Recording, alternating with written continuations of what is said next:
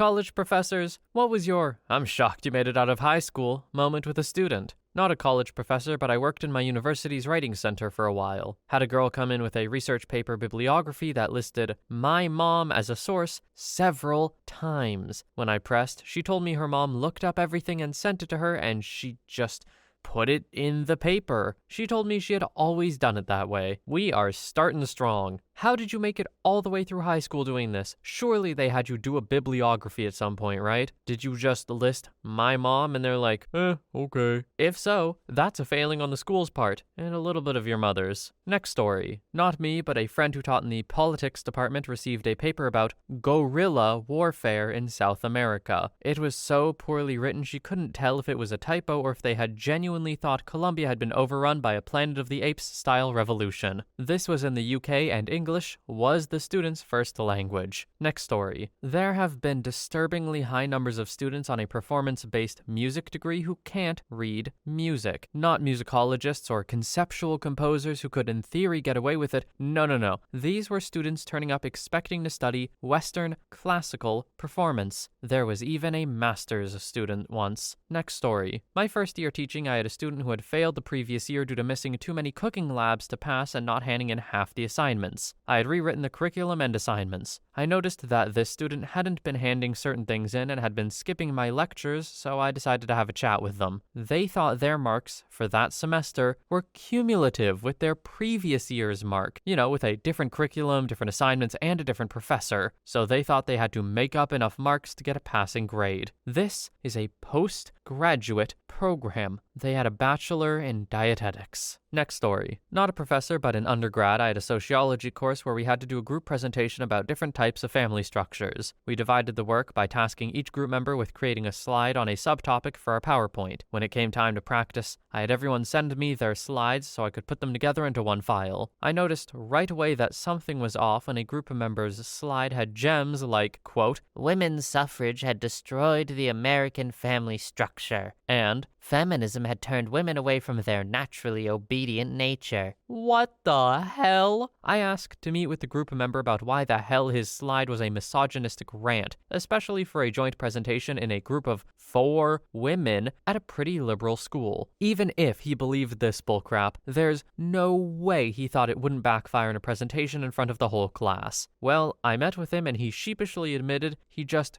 Googled American family structure and copy-pasted from the first website he saw. He didn't realize it was offensive. He hadn't read anything on the slide he had just sent to the group. I didn't believe him at first, but I found the website that he used, and he did. He quite literally copied some random incel's personal website. It was a group grade, so I just ended up doing his slides for him. He read what I gave him verbatim, and we got an A. I took the grade and was relieved to never work with him again. I can't believe he was telling the truth either. If that happened, 100% I would think the dude's lying. Like, no, you believe this, you're trying to cover your butt. Screw you, buddy. No, it was actually just copy-pasted from a website. Cool. So you're not a bigot, you're just dumb. I hope he learned his lesson at least. Next story. I taught English as a second language at a community college for a decade. My colleagues and I were pretty tough on the academics, but it paid off when our students started regular classes. Often I ran into my former students around campus and asked them how things were going. I lost count of the number of times they expressed disbelief at how badly their natively speaking American classmates were at writing sentences, doing math, and giving presentations in front of a group.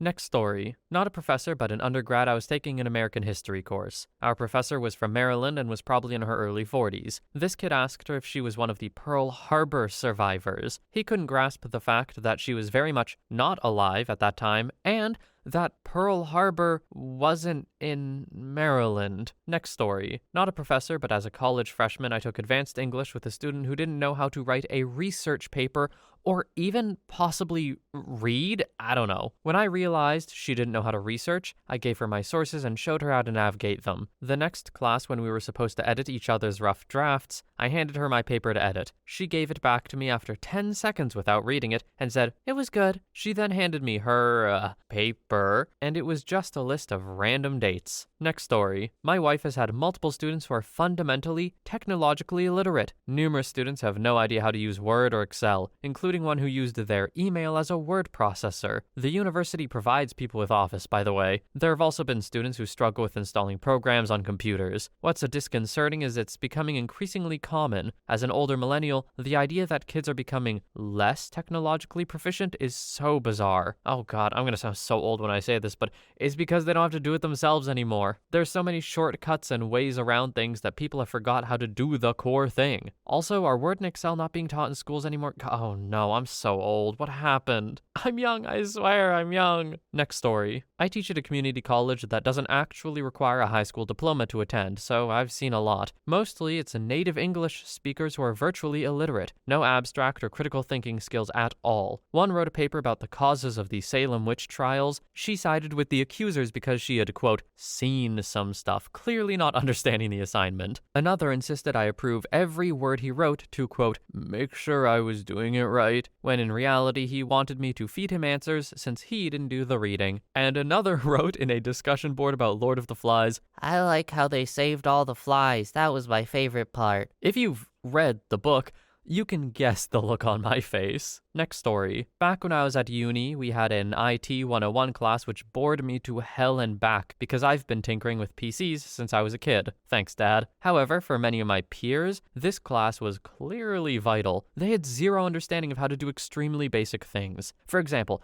one exercise we had to do was this. Create a folder. In said folder, create 3 folders. Leave the first empty. Put an image called image.jpg in the second, and a text file called text.txt in the last. Compress the whole structure in a zip file, and send it to the teacher via email. Overall, something that takes 3 minutes 5 if you're triple checking like I do. Well, by the end of class, an hour and a half long, a lot of my peers weren't done. They didn't know how to open Paint to create the image file, how to access the contextual menu, etc. Thing is, I graduated in 2017, not 1987. You'd think they'd have mastered that stuff to a T.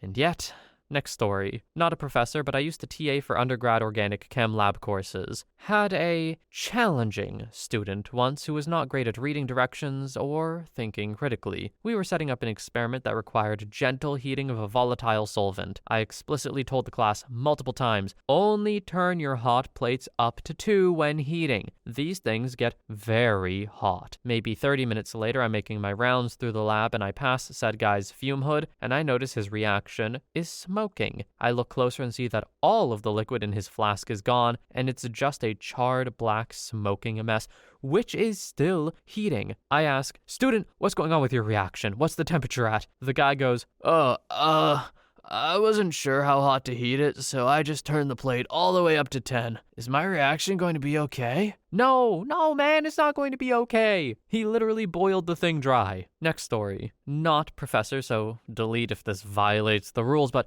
I was a teaching assistant for a biology course. We were learning about this species of animal, lake mollusk, I think, that could kind of choose how and when it wanted to lay eggs so that its young had the best chance of survival. Anyway, overheard this girl talking to her lab mate in lab about how her boyfriend may have gotten someone pregnant. She and this boy had been together, according to her, for a little over a year, and hopefully, we all know it takes about 8 to 9 months to make a baby from the time of conception. So the girl's lab mate asked if she was going to break up with him since he cheated on her. The girl looks her straight in the face, no joke, and said, he didn't cheat on me. Her lab mate was taken aback but asked if maybe she had misheard. Nope. Long story short, this girl thought that humans could choose when to begin the moment of conception, and her boyfriend had told her the baby hadn't, quote, processed until after they'd gotten together, and that he'd slept with this other girl over a year and a half ago. She genuinely believed this story using what we had learned in class about the mollusks as proof. I knew her as an acquaintance outside of this class too, and last I heard,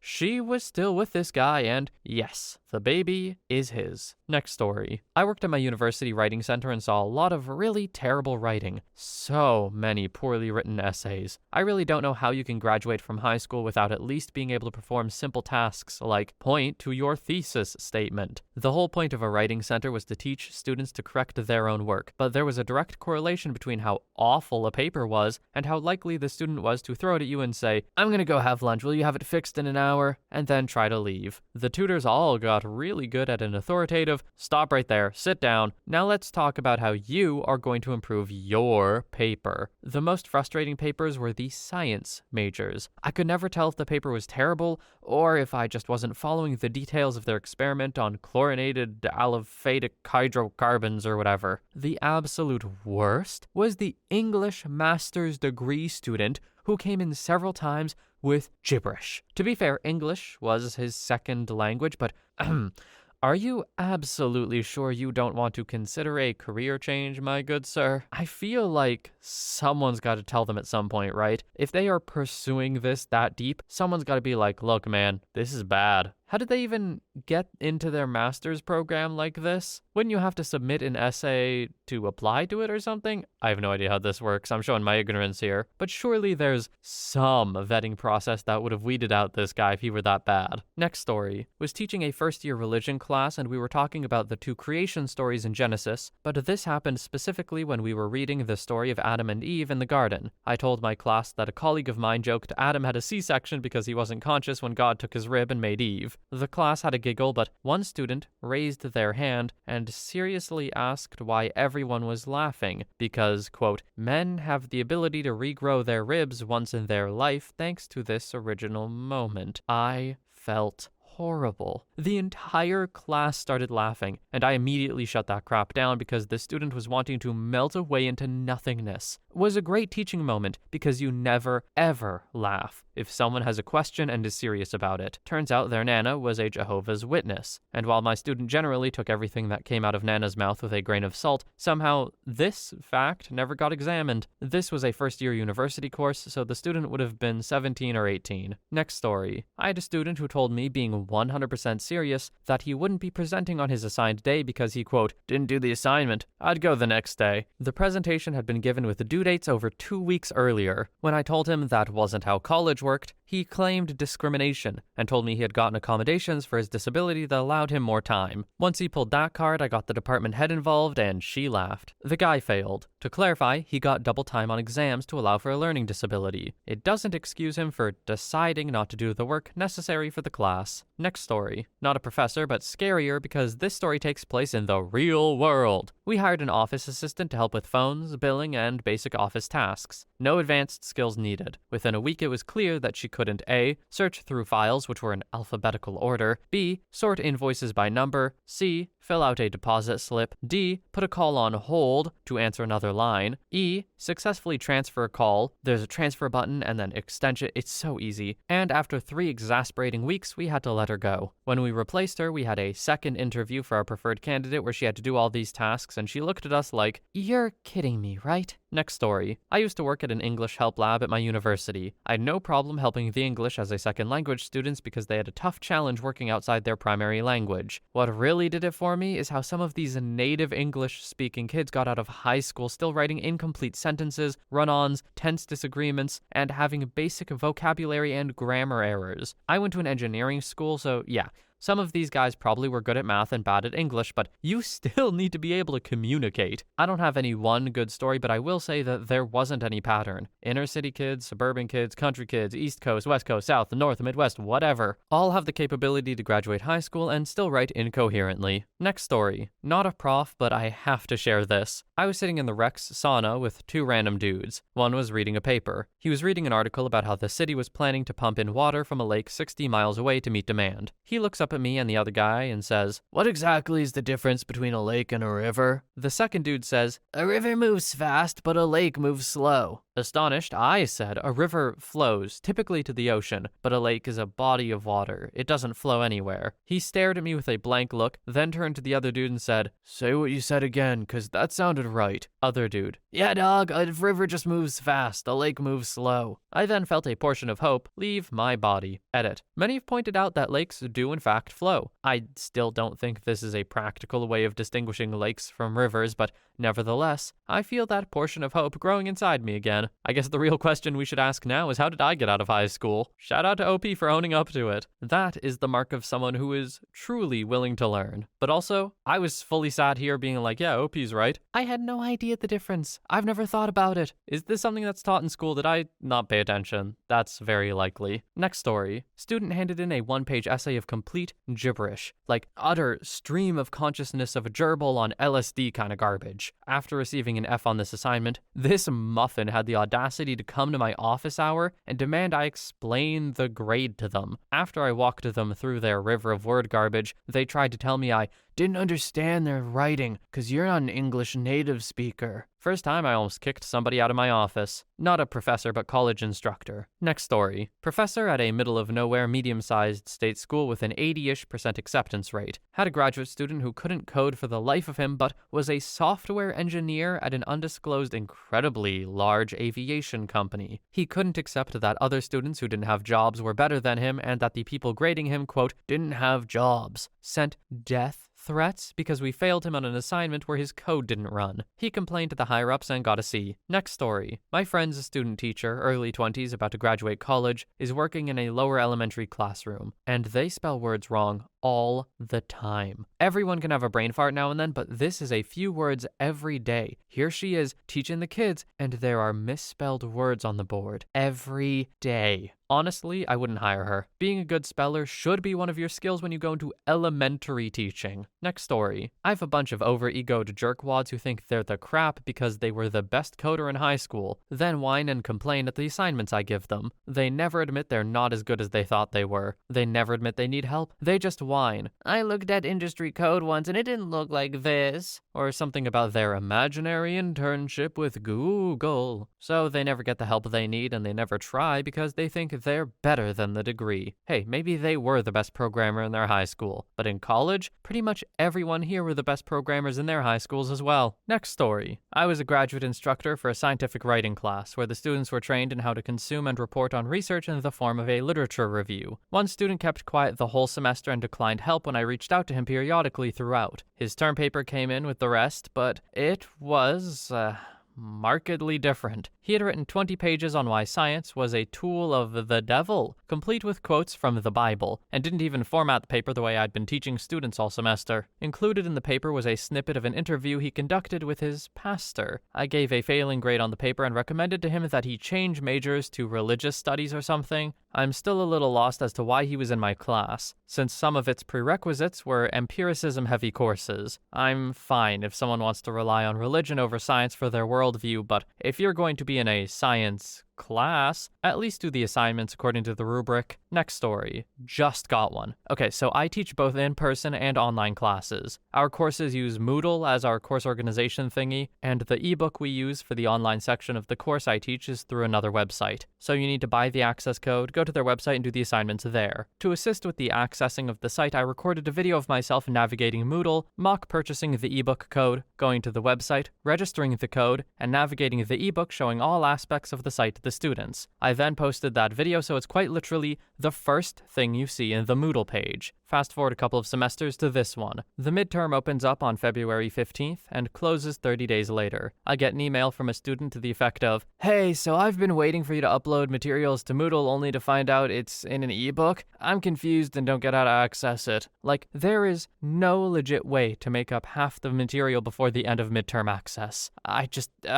Whenever the world idiot-proofs something, the world makes a better idiot. Quote from my father. Next story. I hate to stereotype, but pretty much all male student athletes make me think this. Football and basketball players are the worst. Folks who play minor sports like golf or lacrosse or anything that isn't football, basketball, baseball, or soccer tend to be okay. Oddly, the majority of the women student athletes I've taught have been hard workers. If they don't do well on an assignment, they email me to discuss their grades and what they could do to improve. If they're not doing well in class, they'll come to office hours before the athletics department sends out a progress report form to faculty. They participate in class. Many of my female student athletes were solid A students. The male student athletes, I often struggle to understand how they made it out of middle school. Their verbal fluency is far beyond grade level. Their writing, abysmal. They put no effort in a class. They're lazy, and it's frustrating because they have way too much institutional support. They get their own tutors, and there's a whole support structure built up that other students don't get. I can probably count on one hand the number of male student athletes that made an A in my course, and it's really easy easy to earn an A too. I try to help as best I can in a way that is also fair to other students, but at the end of the day, they're getting the grade they earned. Next story. I worked with engineering graduate students as a non-academic support staff. I instructed one student to put a tray of crucibles into the furnace at 550 degrees Celsius. I thought he understood that he should place the individual crucibles into the furnace one at a time,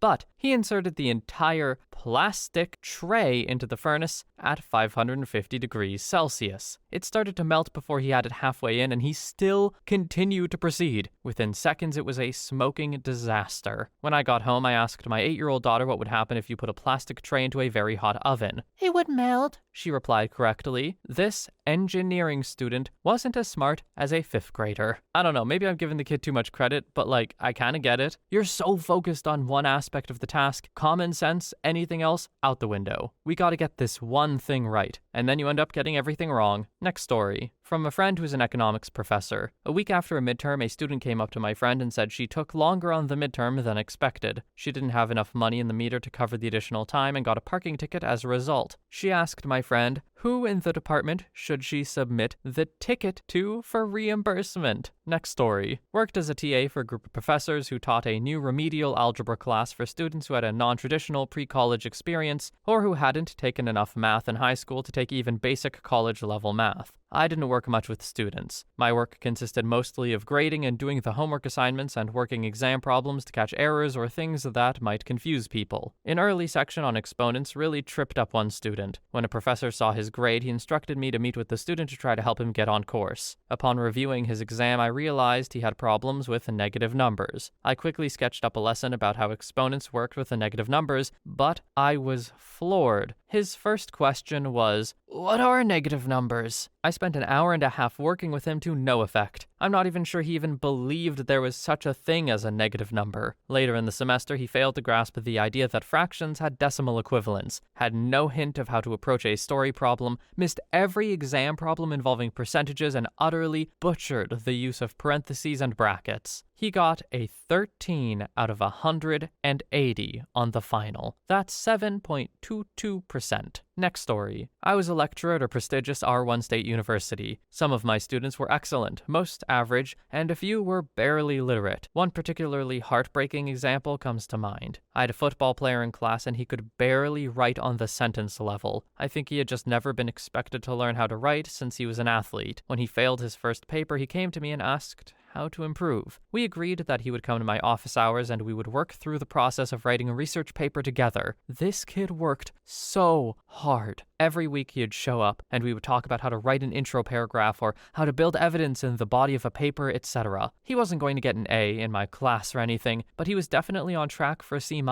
with a little extra recognition for how hard he worked all semester. When he turned in his final paper, he had significantly improved over his previous paper. I pulled him aside and asked him about his process this time around. With absolutely no guile, he told me that he told his brother what he wanted to say, and his brother wrote it down for him. I was bound by the Honors Council and a sense of duty to my other students to do what I saw as the ethical thing, which was to fail him. But I do think about him sometimes, and that was 20 years ago. He tripped at the very last step. Well, I mean, hey, OP wanted this kid to learn, and if he's going to learn, he has to face the right consequences. Cheating on an exam like that, yeah, that's a fail. Maybe he didn't quite understand that, but I'm sure he knows now. It sounds like the kid really wanted to learn, so I hope he took that more positively than a "I'm never gonna write again" sort of vibe, you know? Next story. Here's a bit of a role reversal. I'm not a professor, but a student, and the professor was the one who made me question a few things. Looking back, he may have just had a brain fart, as he was really intelligent math-wise and will remain one of my favorite professors. One day in his Calculus 1 class, someone asked him a question regarding a homework problem. He decided to draw an example on the whiteboard. His example had to deal with the angles of light that affected the length of a shadow cast by a pole. It was a nice diagram, except for one thing. He put the light source on the same side of the pole as the shadow. Every student who was paying attention was thinking the same thing. Then someone pointed it out. My professor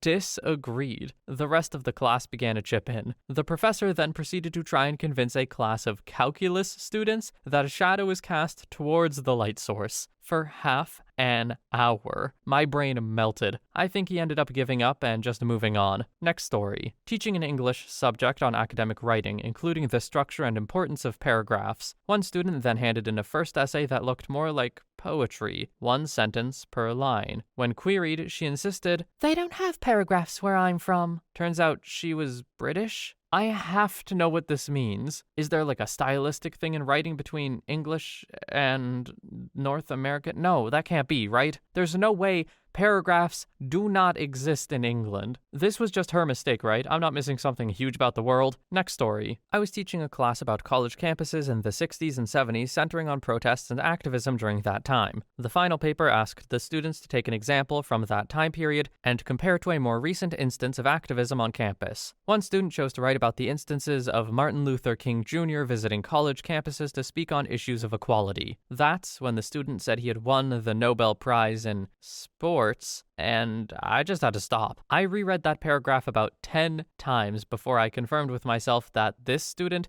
did indeed write what I thought they did. The rest of the paper was equally well researched, and needless to say, they did not get a good grade. On the plus side, Martin Luther King Jr.'s sports superstar has become a running joke among my friends who were around at the time. Next story. I've taught numerous students who are unable to read for meaning. They can read the words on a page out loud, but ask them to explain what they read, and they will repeat the words on the page. Our country's education system is broken. Even worse than that is a group of students who had already graduated from university, doing their teaching requirements to become teachers. Had more than one ask me what a variable in an experiment is. How have you got a science degree and you've never performed an experiment in your life? My lowest point definitely was the day when a class discussion on the difference between science and superstition devolved into chaos. The majority of the class of science graduates agreed that science is rubbish and superstition makes more sense. When asked how they would teach science when they don't believe in it, one student said she's just there to tell the class facts to memorize. I was a student in that course and I felt sick during that class. I want to teach. I'm a fantastic teacher. But knowing that people like this are my peers makes me really sad and angry. Next story. One time we had an indigenous guest speaker give a lecture about misrepresentation of First Nations culture and media at my art university. During a Q&A, a student meant to ask the question, "How do you feel about cultural appropriation of imagery from your culture by corporations?" Instead, she asked, "How do you feel when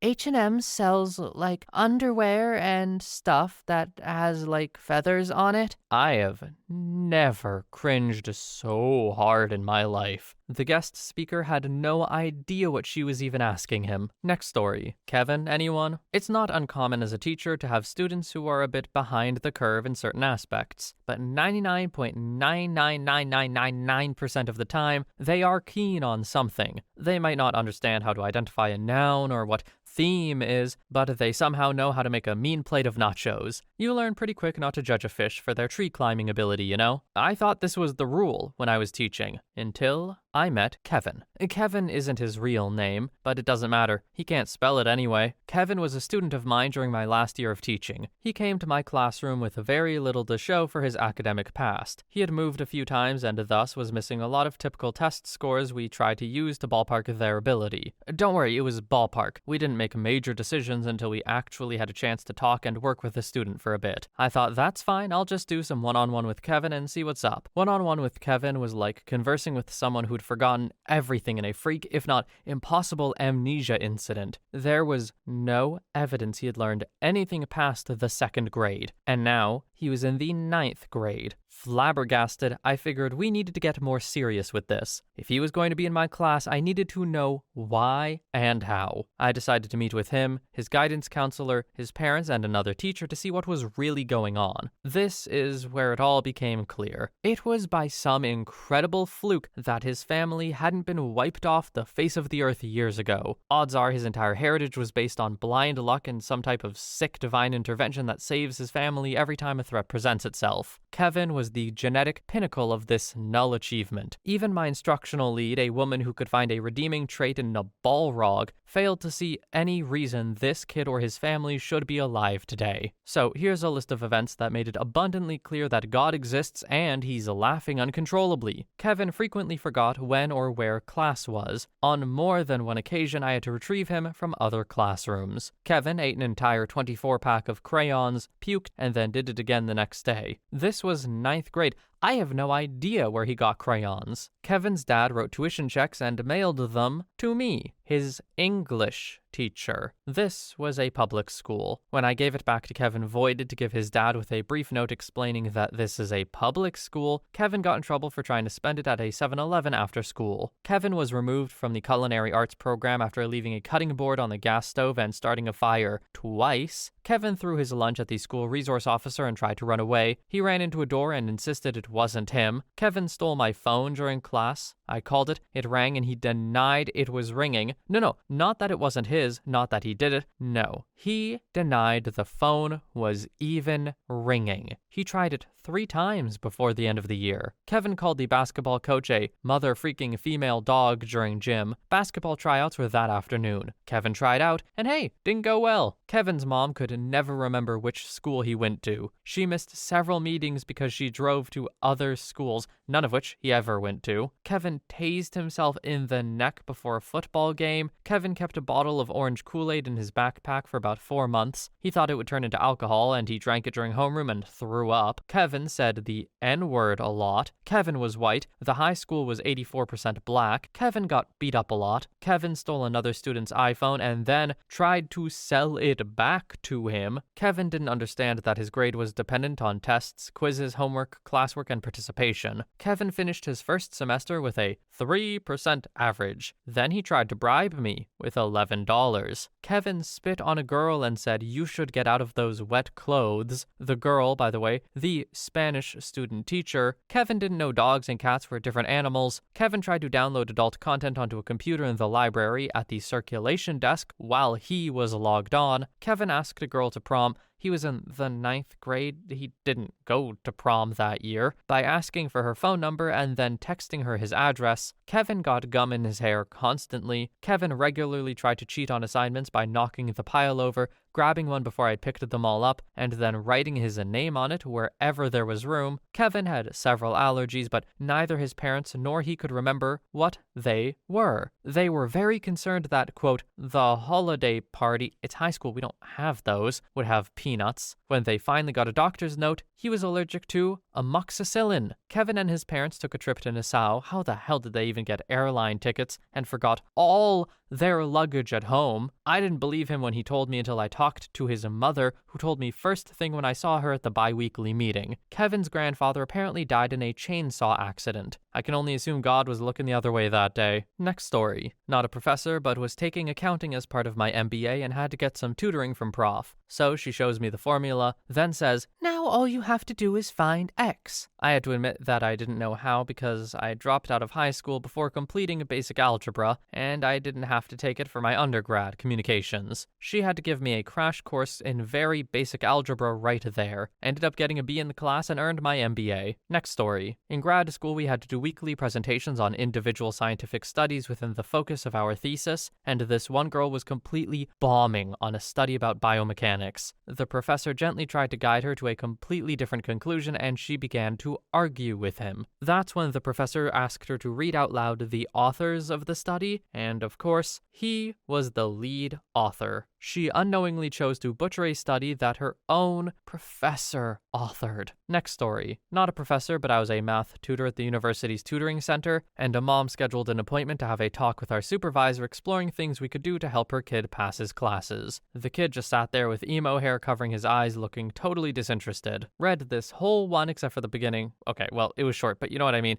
Thinking the kid was in high school, and I'm like, yeah, okay, so that just sounds like a teenager. Oh, university. That might be an issue. Next story. In retirement, I have a job instructing at a community college. Writing skills are incredibly bad. Time management and ability to follow instructions are horrible. But the worst was when a pair of twins turned in identical papers. One clearly copied from the other, and it was on the assigned topic of epistemology. By cutting and pasting a Wikipedia article on episiotomy, I gave them a 0 for the content and ignored the cheating and plagiarism. They demanded I review it with them, and I did, and wouldn't change the grade. So they appealed the grades to the academic dean, who invited them to leave the college. Next story. Not a professor, but I had a suite mate who should have never left home. A week before the semester starts, new students are required to attend preliminary courses to learn about the college and their major. It's essentially a College 101 course, and transfer students are exempt, so I was in my room. My suite mate was not, however, so I asked why she wasn't at her course. She told me, "I'm just not going to go because I don't want to, and it's not like they can make me." She got an email from the dean of her college after the first day. She then exclaimed how she wasn't required to respond, and if she got another email, she would have her, quote, "mommy call and deal with them." It did not go well. Then about halfway through the semester, another incident occurred. She poked her head in my room to warn me her mommy was coming and I needed to hide my alcohol. She did this frequently even though we didn't share a room and I was 22 at the time. She had called her mom down to the university to talk to the dean. The issue at hand was she felt targeted by a professor because he would call on her in class. She admitted he was doing it because she wasn't paying attention and was texting, but that was no excuse to make her feel ashamed in front of people. She failed out her first semester. Next story. Woman was enrolled in a sophomore level class of mine. The class was twice a week, 3 hours each class. She didn't show up for the first 7 classes. She shows up for class 8 wearing an extremely revealing outfit and asked me if we could go discuss her catching up in the student commons area. I had a very bad feeling about this. I am male, and I agreed, but I met her in the commons with another student in tow. She didn't say much. I called the dean's office the next day to discuss the student's situation. The office advised that she had dropped out of the course twice already and asked special permission to take the class with me. My class was remote, about an hour away from campus. She needed to pass my class or she would be dropped from the university. She didn't show up for class 9 or any other class. Next story. I'm not a professor, but I had to do a peer review. We were supposed to write 5 pages of a persuasive argument. Well, the girl I got, she just wrote a story of 9/11. No argument, just a story about what happened. I felt so bad writing on the paper saying, rewrite the entire paper to make an argument, not a statement. Next story. Student evaluation comment direct quote. The professor included material on the test that was not directly from the lecture slides. In order to get an A, someone would have to do research in the textbook and attend the optional review sessions, which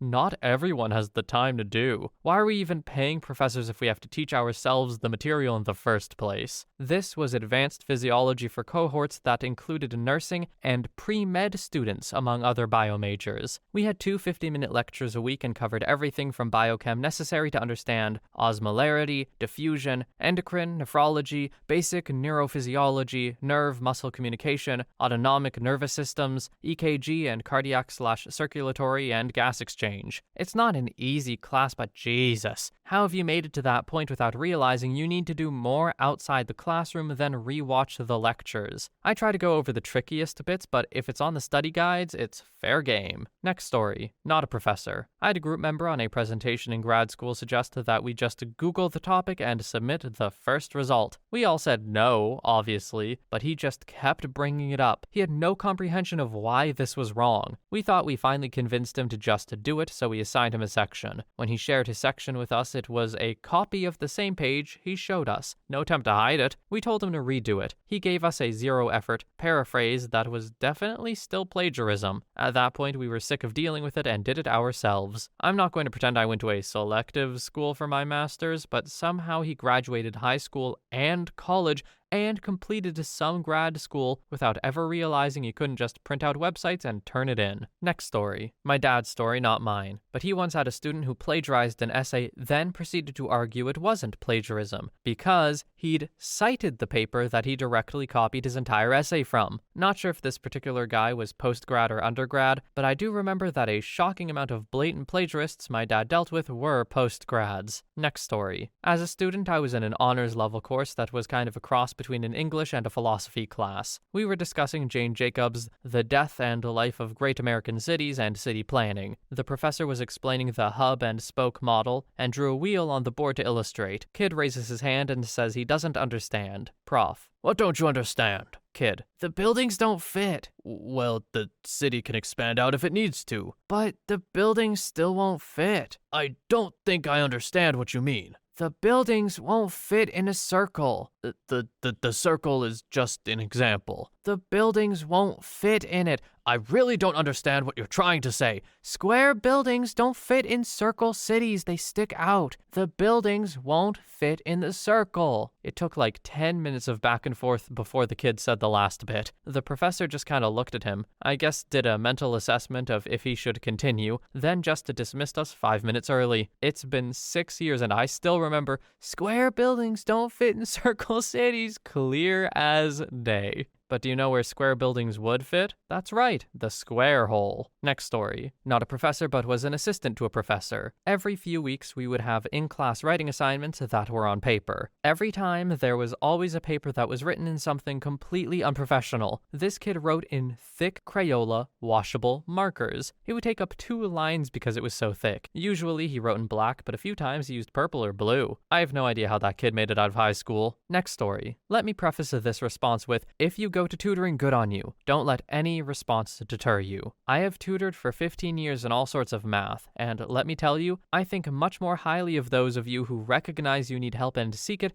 than you could ever know. I've had large handfuls of students come to our tutoring labs on campus who don't understand basic addition and subtraction while being in calculus or above. I use math so frequently in my life for so many things. How did you end up so deep in your college career without algebra? Next story. I'm not a professor, but a college student. Today in class, I watched the guy sitting in front of me scroll through Reddit for half an hour. This was after he proclaimed that he didn't study for the quiz. And following this, he was proud that he got 4 out of 15 on last week's quiz, double the one before that. This particular student also told me he hates geology. We are in the geological technology program. Every day I question, why is he even here? He basically needed me to hold his hand through physics and chemistry last semester, which I didn't mind because it was easy for me. The only thing I can think is that he's going to school on daddy's dime and is still in that high school mentality where it doesn't really matter. You just go hang out with your friends. Next story. My dad taught junior college biology and A&P, and at times zoology and botany for 25 years. He has so many stories from multiple people showing up with roadkill for him to identify, asking advice on growing weed and shrooms, and thinking he was a medical doctor. One that sticks out to me was a poor girl who lingered after class to ask, quote, if pregnancy tests can ever be wrong, I took a bunch this morning. He explained about human growth hormone and told her false negatives are possible, but not false positives. He said her face just kept falling as it dawned on her. She told him,